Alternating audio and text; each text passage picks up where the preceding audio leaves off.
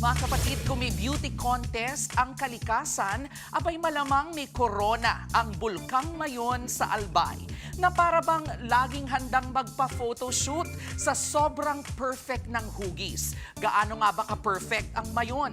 Tinagurian lang naman itong world's most perfectly shaped volcano. Kumbaga, kahit ano pong anggulo at kahit walang filter, pang cover photo ang level. Pero teka muna, hindi porket maganda, safe na.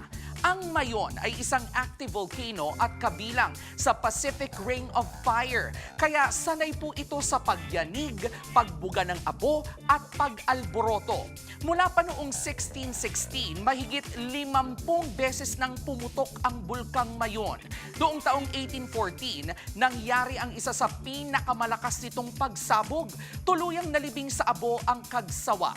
Hanggang ngayon nga, ang kampanaryo ng Kagsawa ruins na lang ang nakatayo. Nagsisilbing paalala na hindi po biro ang lakas ng bulkan. At eto pa, ang pangalang Mayon ay galing sa salitang Bicol na magayon na ang ibig sabihin ay maganda.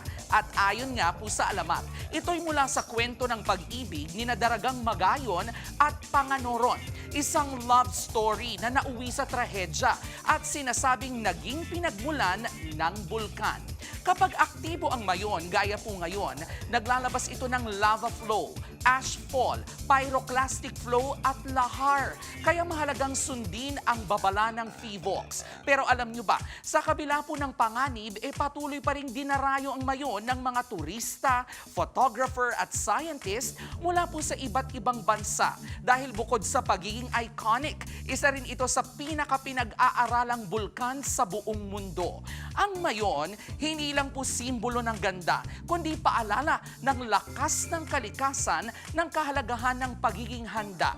Kaya habang patuloy nating hinahangaan ang perpektong hugis ng Mayon, mas mahalagang patuloy din tayong maghanda at matuto. Dahil ang K-alaman ay K-yamanan.